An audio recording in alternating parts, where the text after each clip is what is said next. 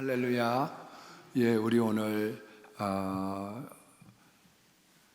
3부 예배 나온 모든 분들에게 사울의 성공과 실패, 그런 제목을 가지고 말씀 증거할 때 크신 하나님의 역사가 은혜와 평강이 함께 하시기를 예수의 이름으로 축원합니다. 성경의 인물들은 우리들에게 모델이 됩니다. 아브라함, 이삭, 야곱, 요셉처럼 믿음으로 성공한 인물들과 그 발자취가 있는가 하면, 반면에 실패한 인물들도 성경에 곳곳에 나오게 됩니다. 그런데 실패한 인물들은 길게 쓰지 않고 대부분 짤막하게 요약을 했는데, 아마 성공과 실패, 특별히 실패에 대한 내용을 가장 길게 다룬 사람이 사울이 아닐까, 사울의 스토리가 아닐까, 그런 생각을 갖게 됩니다. 이스라엘의 초대왕이었던 사울을 보면 초대왕이 결코 쉽지가 않죠. 이성계 태조도 8명의 자녀들 중에 6명을 이방원이 죽였고, 정종은 단명했고, 태종은 원수 덩어리고, 그런 거 보면 초대왕을 지낸다는 건 쉽지 않다 보여집니다. 그리고 이제 이승만 박사도 고난의 긴 여정을 마치고 맨 마지막에는 타국 하와이 땅에서 소천했죠. 기독교 100만 인구의 초석을 닦았던 인물입니다. 그런데 이런 분들을 보면 참 얼마나 그 우여곡절이 많았나, 또 특별히 초대의 터전을 잡았던 사람들은 더 말할 나위가 없으리라고 생각이 됩니다. 그런데 우리가 앞선 사람들의 그런 발자취를 보면서 지뢰를 피해가는 사람이 있고 지뢰를 밟은 사람이 있죠. 그래서 지뢰를 밟지 마라, 이렇게 하면 지뢰를 피한다, 그런 교훈들을 우리에게 들려주고 있는 겁니다. 전반전 일부에는 사울을 왜 하나님이 쓰셨는가, 그걸 우리들에게 잘 들려주고 있습니다. 소년 시절의 사울은 뼈대 있는 가문입니다. 기스의 아들 아비엘, 수롤, 베고랏, 아비야라고 하는 고조 할아버지까지의 이름을 기록한 가문의, 유력한 가문의 자손이었다, 그렇게 기록을 하고 있습니다. 일반적으로 훌륭한 아버지 밑에서 더 훌륭한 아들이 나오는 건 참 쉽지 않아요. 왜? 엘리의 가정이 그랬잖아요. 자식 때문에 멸문의 화를 당했고, 또 우리 사무엘의 아들이었던 요엘과 아비야에 대하여 사무엘상 8장 3절에는 뇌물을 받고 재판을 굽게 했다, 그렇게 표현하고 있어요. 그런 거 보면 훌륭한 사람이었다고 할지라도 자녀들에게 성공한다는 건 쉬운 일이 아닙니다. 그런데 기스라고 하는 사람은 명문 가문에서 정말로 존경할 만한 훌륭한, 자기보다 나은 자식을 배출했다. 두 번째로 우리가 보면 사무엘상 9장 2절 말씀에 보면 용모가 준수하고 키가 컸다, 사람들보다 머리 하나가 더 있었다고 하니까 1m 90 정도가 되는 큰 그런 신장에, 그리고 잘생긴 그런 준수한 사람이었는데, 거기에다가 용맹하기까지 했죠. 용기가 있어요. 맨 처음 싸움을 시작했던 암몬과의 전투를 들여다보면 사실은 오합지졸이죠. 전쟁하러 가자, 모여라, 공문 보내갖고 왔는데 무슨 훈련을 거친 사람들도 아니고 기존에 군사 생활을 했던 병사들도 아닙니다. 농사 짓다가 나온 거죠. 여러분, 무기도 변변하지 않습니다. 블레셋이 칼과 창을 못 갖게 했어요. 열왕기상 13장 19절 말씀에 보면 그때에 사울 때죠. 이스라엘 온 땅에 철공이 없었으니 이는 블레셋 사람들이 말하기를 이스라엘 사람들이 칼이나 창을 만들까 염려함이라. 이것들이 무기를 만들어내면 어떡하지? 그래서 무기도 없는데 블레셋과 맞짱을 뜨는 거예요. 몽둥이를 가지고 창과 칼을 가지고 있는, 신무기 앞에 도전할 줄 알았던 그런 사람입니다. 아버지의 말을 얼마나 순종을 잘했는지 암나기들을 찾아오라 그렇게 얘기했는데, 웬만한 사람 같았으면 오전 한나절 이렇게 찾아보고 와서 아버지, 발달림 짐승을 우리가 어떻게 찾아가겠어요? 그것도 한 마리도 아니고요. 그래서 지금 이렇게 많이 돌아다녔는데 못 찾아요. 그렇게 포기했을 텐데 집요한 데가 있는 거죠. 집중력이 있어요. 나중에 사울을 잡을 때에도 아주 이잡듯이 잡습니다. 베냐민 지파, 피가 물어뜯는 일이에요. 한 번 잡으면 놓지 않는 그런 집중력이 있는 사람입니다. 사무엘을 통해서 하나님께서 왕으로 세울 때에도 참 이 사람이 스스로 자기 여길 줄 아는 겸손한 사람입니다. 사무엘상 9장 21절 말씀해 보니까 가로되 나는 이스라엘 지파 중 가장 지파 베냐민 사람입니다. 우리가 내전 걸쳐서 얼마 이제 남지 않았던 이 조그만 지파의 배경이 많지 않고요. 그 중에서 우리 가족이 미약한데 내가 왕이라니 말이 됩니까? 그렇게 사무엘에게 말씀을 드립니다. 뿐만 아니라 이 사람이 얼마나 신중한지 사무엘을 만났다는 이야기를 듣고 숙부가 질문합니다. 사무엘이 너한테 뭐라고 말하더냐? 그랬더니 암나귀들에 대한 이야기는 염려하지 말라고 말씀드리고 나라의 일은 말하지 아니하였더라. 떠벌이가 아니에요.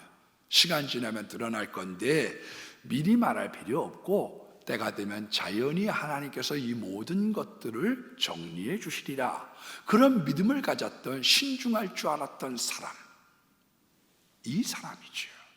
여러분, 왕으로 선출이 될 때에도 이삿짐 뒤에, 행부 뒤에 숨어 있었다.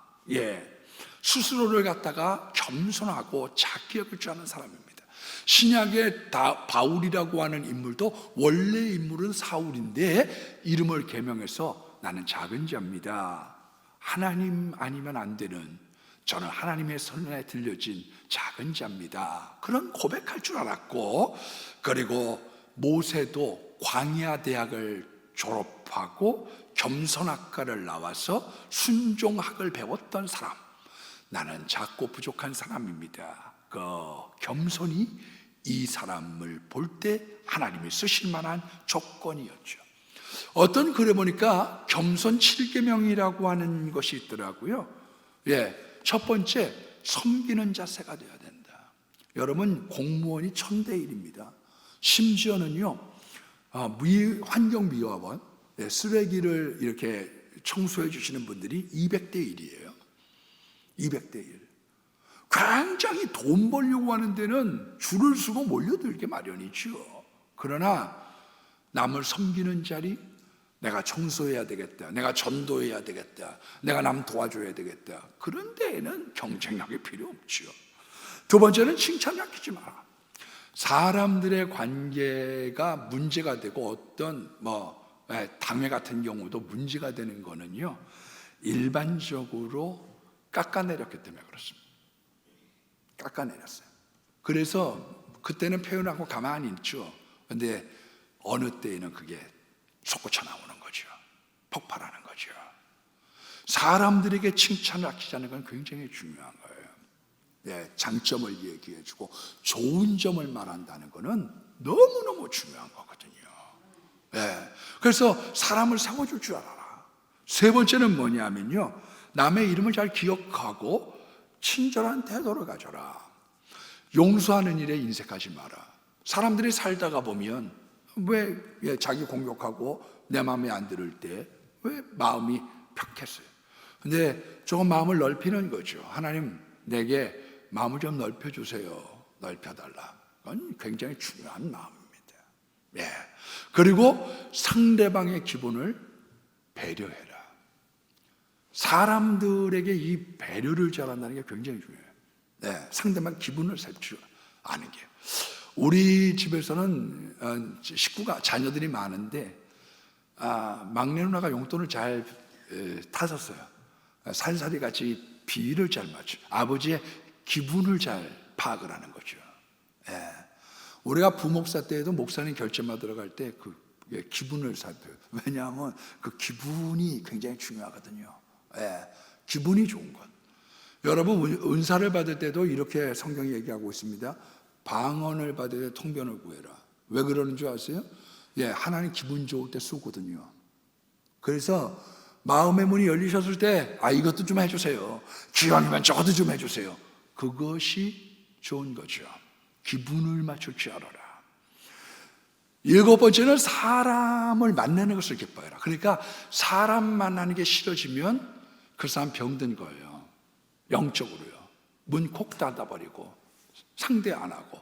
이게 지금 뭔가 영적으로 병이 들어가고 있는 겁니다.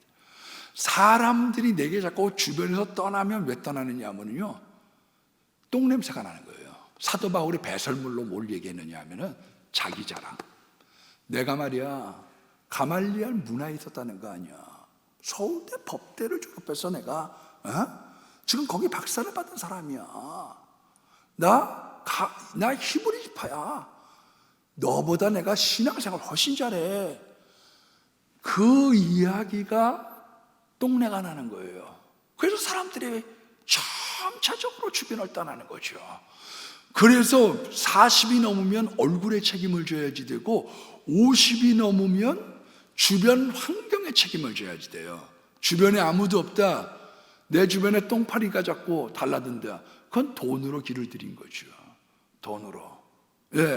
내 주변에 나쁜 사람들이 득실거린다. 그게 지금 영적으로 지금 문제가 생겼다는 것이죠.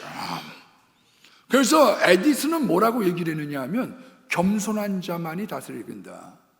겸손한 거. 밀어붙인다고 되는 게 아니에요. 이걸 사울이 그 작게 여기고 자기를 낮출 줄 아는 사람, 나 작다고 얘기하는 사람, 그 사람을 하나님께서 들어쓰신 거지.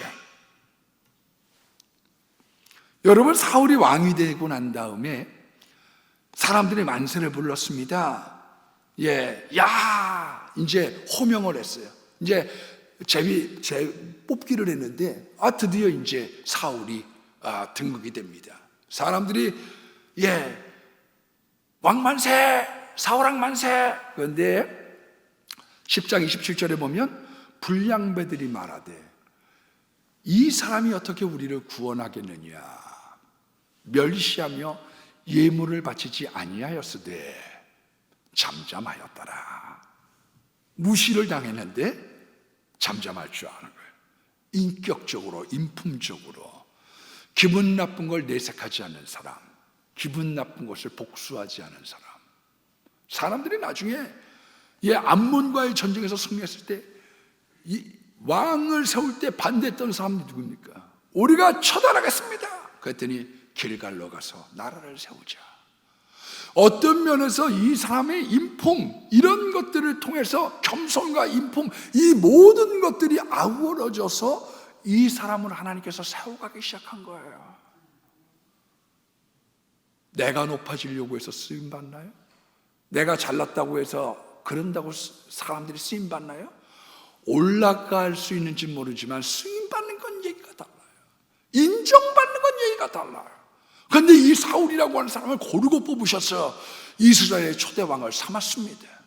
그런데 이 하나님이 후회했다라고 하는 말을 2번이나 기록했던 사람, 하나님은 인생이 아니시니 시건치 아니하시고 후회함이 없으시다고 그랬는데 후회했던 사람, 내가 저 사람을 왜 뽑았을까? 사람이 변했어. 돈 벌고 난 다음에, 그 다음에 별 달고 난 다음에, 저 사람 총장 되고 난 다음에, 대통령 되고 난 다음에 사람 변했어. 화란의 코리템 붐이라고 하는 분이 있습니다. 이 코리템 붐 여사는 유대인은 아닌데 유대인들을 감추어줬다가 아우슈비츠에서 많은 고생을 했죠. 험난한 고생을 하고 난 다음에 간연을 하러 돌아다닙니다. 근데 늘 겸손을 이렇게 유지하고 있으니까 한 지적을 물었습니다. 그 겸손을 유지하는 비결이 뭡니까? 그랬더니 나귀가 착각하면 되겠습니까? 자기를 작게 여기는 것이 참 중요한데 사람은 어느새 변질하기 시작되는 게 변질돼. 사무엘상 13장에 보면 블레셋과 전투를 하게 됩니다. 근데 이제 이 블레셋이라고 하는 이 나라가 당대 철기 문명을 가진 가장 강력한 나라예요. 근데 그 사람들의 군사의 숫자를 이렇게 표현합니다. 병거가 3만이요, 마병이 6천이며 병사들이 해안의 모래알처럼 많았다. 근데 이스라엘 사람들이 이제는 토끼고 봐야 될 거 아니에요. 목숨아 걸음아 날 살려라. 그래서 굴, 숲풀, 바위 틈, 은밀한 곳, 웅덩이에 지금 숨어 있는 거예요. 그래갖고 나가 없다 이러고서 숨어 있는데, 지금 예배라도 좀 드리고 사람들한테 용기를 줘서 마음을 추스려야 되겠는데 사무엘이 지체함에 자기가 번제를 드려버리는 거죠. 사무엘이 늦게 도착해가지고 뭐 했습니까? 그랬더니 지금 예배를 번제를 드렸습니다. 그랬더니 왕이 망령되게 행하셨습니다. 왕의 나라가 길지 못하리니 하나님께서 왕의 하나님 마음에 드는 사람을 구하여 여호와께서 그의 백성의 지도자로 삼으셨나이다.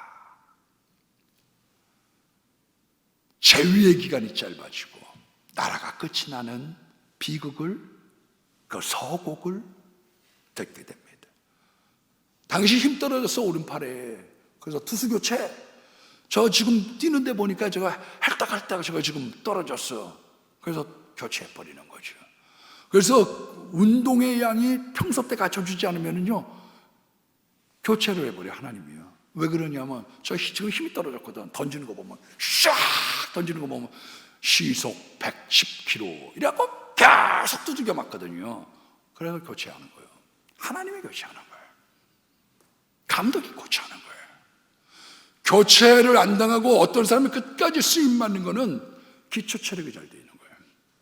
기초 체력, 믿음의 기초 체력, 겸손의 체력, 하나님 쓰시는 체력은 굉장히 중요한 거거든요. 근데 이 역사적으로 성경적으로는 왕, 한마디로 오늘날의 정치가 기독교에 개입하고 예배에 간섭하는 것을 하나님이 굉장히 싫어하세요. 굉장히 싫어합니다, 여러분. 여러분, 토마스 제퍼슨이 정교 분리의 세 가지의 원칙을 세웠습니다. 미국의 3대 대통령이죠. 그 내용이 뭐냐? 정교 분리의 핵심이 세속 정부는 교회를 탄압할 수 없다. 그런 법을 세우지 마. 두 번째가 뭐냐? 세속 정부는 교회에 세금을 부과하지 마라. 세 번째가 뭐냐? 세속 정부의 수장은 교회의 수장이 될 수 없다. 헨리 8세처럼 내가 왕 아니야? 내가 성공회 수장도 하면 되지 뭐. 야, 내가 할 거야.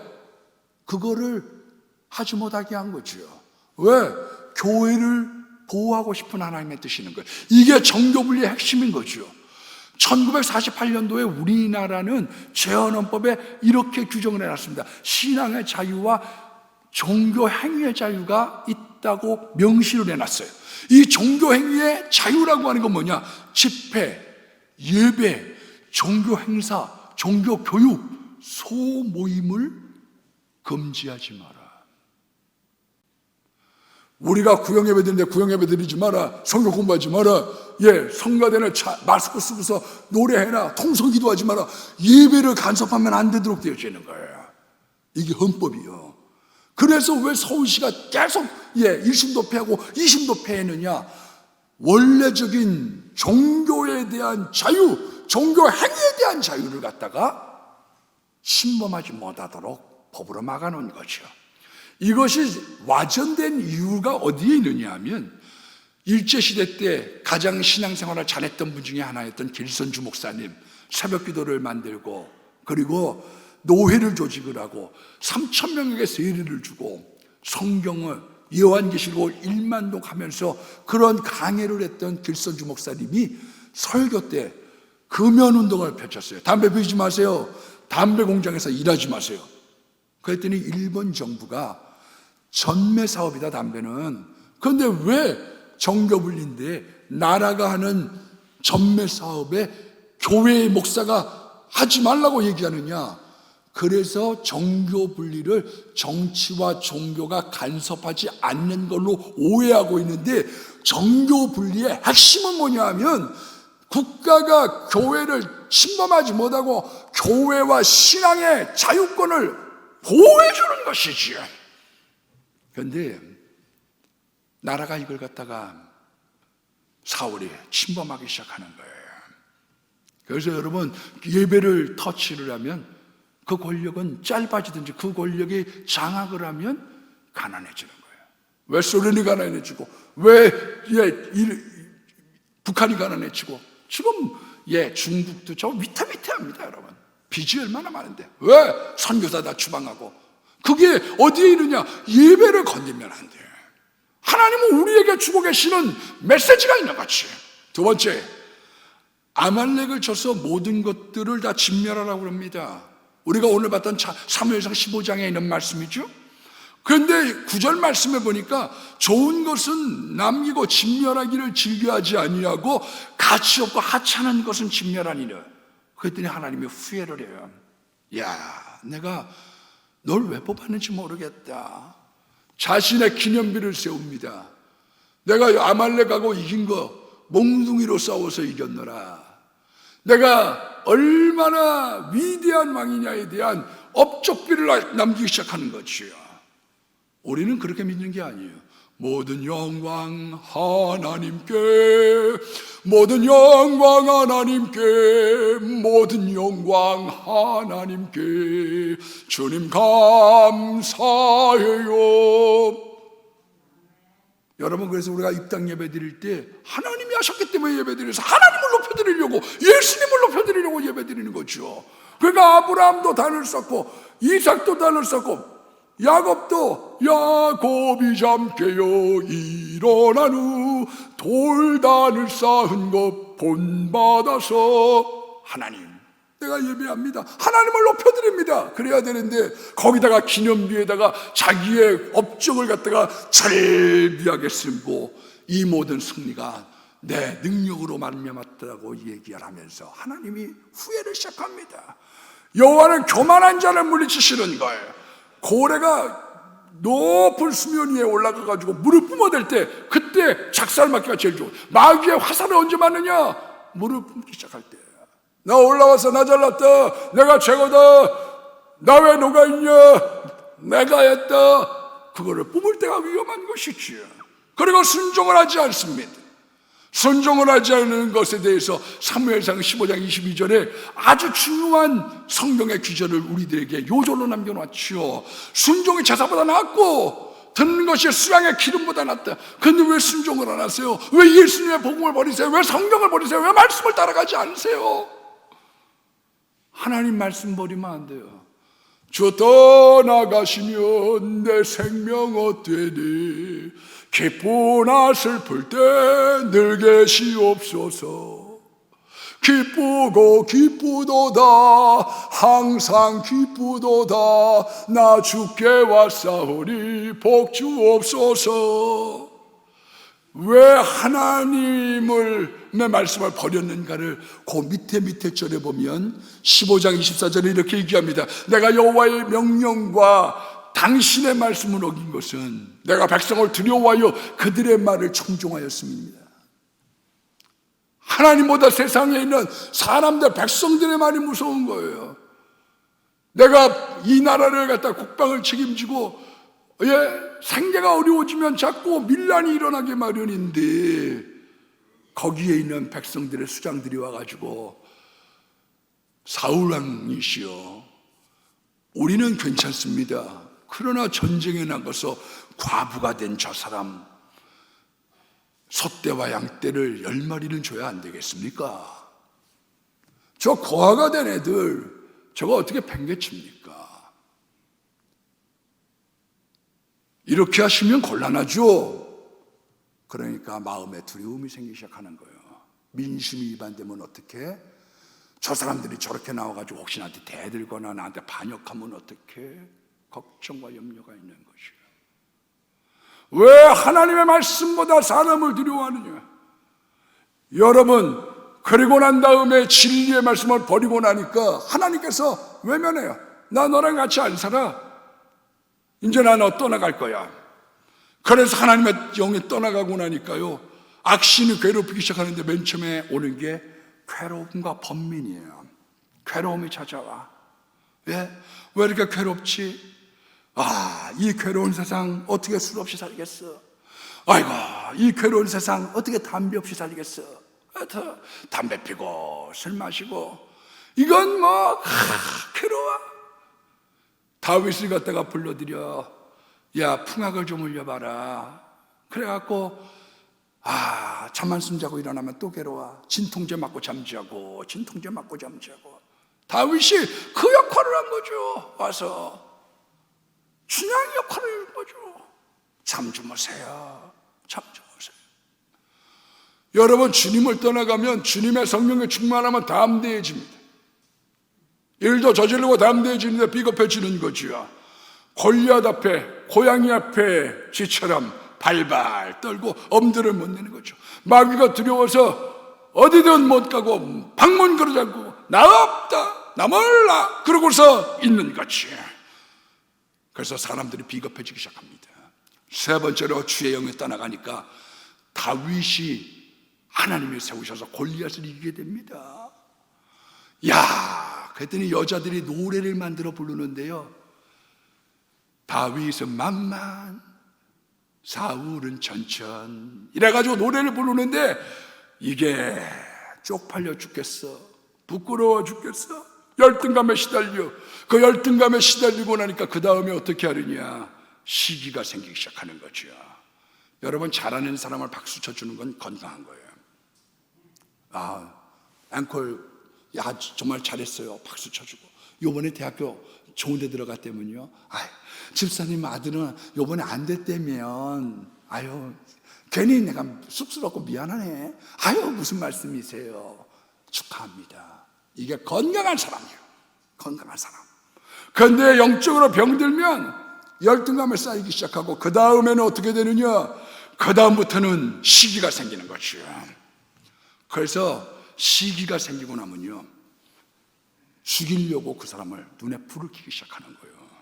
그래서 가인이 시기가 생겨, 열등감이 생겨, 시기가 생겨. 영적으로 병들면 내 이놈 가베라, 내가 너 가만 안 둔다. 너 가만 안 둬. 야곱이라고 하는 사람한테 졌어요. 영적으로 병들고 나니까 우리 아버지가 곡할 때가 가까웠는지 내 이름, 내 널 반드시 죽이고 말리라. 요셉의 형들이 영적으로 병들고 나니까 동생 죽이려고 혈안이요, 10명의 작당을 하는 거예요. 여러분, 영적으로 졌던 사울, 주의 영이 떠나고 나니까 시기에 뒤덮여져서 자기 부마였던 아들을 죽이려고 눈에 불을 켜기 시작하는 거죠. 암나기들을 찾듯이 살리사 땅, 살림 땅, 베냐민 온 지파를 돌아다닌 것처럼 사람 죽이려고 혈안이 되기 시작하는 거죠. 왜 그런 일이 생기느냐? 주가 따라갔어요. 그래서 끈질기게 물고 늘어지는 거예요. 그래서 이 기독교 역사나 성경을 보면요, 안 믿는 사람들이 해악을 끼치는 것보다 믿었다가 신앙 떨어진 사람이 굉장한 집요한 공격이 있는 거예요. 주님 떠나가면 안 돼요. 여러분, 주님이 떠나가면 나쁜 머리가 돌아가기 시작합니다. 머리가 비상해져. 마귀의 지혜가 있거든요. 그러니까 어떻게 하느냐면, 이거를 갖다가 내가 다윗을 죽이면 민심에 나를 뭐라고 얘기하겠어? 토사구팽 시킨 사람이라고 얘기하지 않겠어? 부마를 죽일 수 있냐고 그러지 않겠어? 그래서 국방부 장관을 죽일 수 없다, 그런 마음이 드니까 블레셋 사람 포피를 100개를 배워오면 부마를 삼겠노라 방을 탁 붙이고 광고를 내기 시작한 거죠. 그래서 채널 9, 채널 7, 채널 11, 방금 들어온 속보를 말씀드리겠습니다. 블레셋 포피를 100명을 배우는 사람들에게 왕께서 딸을 하사하시겠다고 하셨습니다. 이래가지고 딱 하고 나니까 너도 나도 지금 있는데 겁이 나는 거죠. 그랬더니 다윗 한번 해봐. 너 골리앗 이겼잖아. 너 쫄았냐? 한번 해봐. 붐 한번 해봐. 그래서 내 손에 피 안 묻히고 남을 통해서 죽이려고 하는 거예요. 여러분, 다윗이라고 하는 사람이 하나님의 영이 떠나고 나니까요, 밧세바 사건으로 우리아를 갖다가 죽일 때 어떻게 하려고 합니까? 자기 손에 피 안 묻히고 요압 들어오라고 그래. 그래갖고 요압에게 손에 편지를 갖다가 딱 들려서 싸움이 극렬할 때 최전방에 세워. 그래갖고 화살 맞아줄게. 완전 범죄지. 이 세상에 자네하고 나밖에 이거 할 사람이 누가 있겠나? 이 사람아. 여러분, 그래서 성령에 떠나가고 난 다음에 이 다윗이 시편 51편 11절로 12절에 이렇게 기도합니다. 나를 주 앞에서 내쫓지 마시고 주의 성령을 내게 거두지 마소서. 주의 구원의 기쁨을 회복시켜 주시고 자원하는 심령을 주소서. 그렇게 기도하는 거예요. 나 왜 이렇게 기쁨이 없어? 내가 예배드리는데도 기쁨이 없어. 나 왜 예배드리는데도 이렇게 은혜가 안 돼? 나 왜 이렇게 교회 일 한다고 그러면 왜 이렇게 힘든지 몰라? 그냥 끌려다니는 거죠. 나오라고 그러면 자기가 예수의 이름으로 막 신나가지고 해야지 되는데 꼬다는 보지자루처럼 아이고 내가 괜히 권사받아가지고 참 이게 미치겠네 정말 이거. 그래가지고 끌려 나와서 하니까 자원하는 심령이 없으니까 얼마나 힘들겠어요. 하나님은 이렇게 말씀하고 있어요. 감사하지 않으면 너희에게 유익이 없는 거예요. 그런데 불평불만하면서 하는데 그게 유익이 없는 거예요. 나 뭐 저 사람은 김집사는 복 받았다고 그러고 요번에 아이고 너 백권도 됐다네. 와우 난 이상하네 참. 난 왜 이래? 왜냐? 감사가 없거든. 감사가. 그래서 끌려다니는 인생을 살기 시작하는 거지요. 그래서 다윗이 기도할 때 하나님 나에게 구원의 즐거움을 주세요. 내가 찬양할 때, 내가 기도할 때, 내가 예수님 만날 때, 나 그 좋을 때의 마음을 주시고, 내가 하나님을 할 때, 내가 좀 하고 싶어요. 그 차원하는 마음을 달라고 얘기합니다. 하나님 떠나가시면요, 간신을 곁에 뒀어요. 도액이라고 하는 사람을 비서실장을 갖다가 딱 옆에 세우고, 도액 말만 듣고 아비멜렉 대제사장과 85명의 제사장들을 사거리 죽여버리는 거예요. 성령 떠나면 너무너무 무서워지는 거예요. 김일성이 얼마나 예수님 잘 믿었어요. 어머니가 강반석인데 그 기독교 집안인데 성령 떠나가고 나니까요 교회, 목사 다 말살해버리는 거죠. 그래서 거짓말을 만드는 거예요. 자기 하나 살겠다고. 왜? 성령 떠나가면 무서운 거예요. 여러분, 스탈린이라고 하는 사람이 신학교를 다녔습니다. 신학교 중퇴했어요. 갈 때야 보름마다 낯선 이 몸 어디든지 가오리다. 그러고서 갔겠지. 좀 지나가 시험 들고 구원의 즐거움을 잃어버렸어요. 마귀에게 넘어갔어요. 하나님을 실망시키고 후회했어요.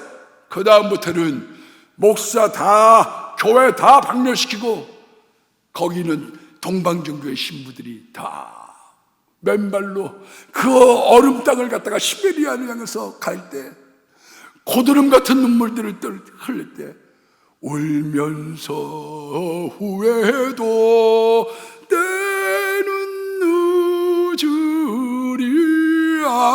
늦으리야 때는 늦으리. 그러고 나면 때가 늦은 거예요. 히틀러가 꼬마 목사를 얼마나 어린 놈이 할렐루야 아멘하세요 이랬던 꼬마 목사 히틀러가 성령 떠나고 나니까 유태인들을 다 학살하고 잔인한 사람이 됐다는 거죠. 성령 떠나면 안 돼요. 이 세상에 딴 건 버릴 수 있어요. 딴 건 좀 잃을 수 있어. 돈도 잃을 수 있고 여러 가지 우리가 명예도 조금 실추될 때도 있고 여러 가지 잃어버릴 때 있지만 주님 잃어버리면 안 돼요. 성령 잃어버리면 안 돼요. 나중에 성령 떠나고 난 다음에 엔돌의 신접한 여인에게 갑니다.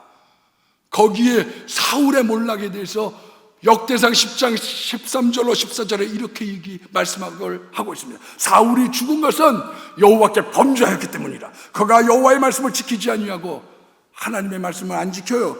신접한 여자에게 가르치기를 청하고 와서 전개가 어떻게 나왔나요? 앞으로 어떻게 될 것 같나요? 그리고 여호와께 묻지 아니하였으므로 여호와께서 그를 죽이시고 그의 나라를 이 세 아들 다윗에게 넘기셨다. 그래서 자신은 자살해버리고 세 아들은 전사하고 나라는 다윗에게 넘어가게 된 거죠. 그게 비극의 결말을 맞이했던 사울의 스토리예요. 초심으로 돌아가야 합니다. 늘 그 안에서의 무게중심에 있어야 돼.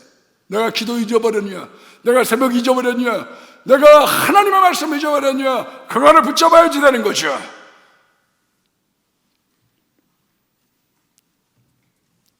그거 떠나가고 난 다음에 후회도 안 되는 거예요. 오늘 여러분 겸손한 자리, 초심, 믿음, 성령의 자리에 늘 함께하는 분들 되기를 주의 이름으로 축복합니다.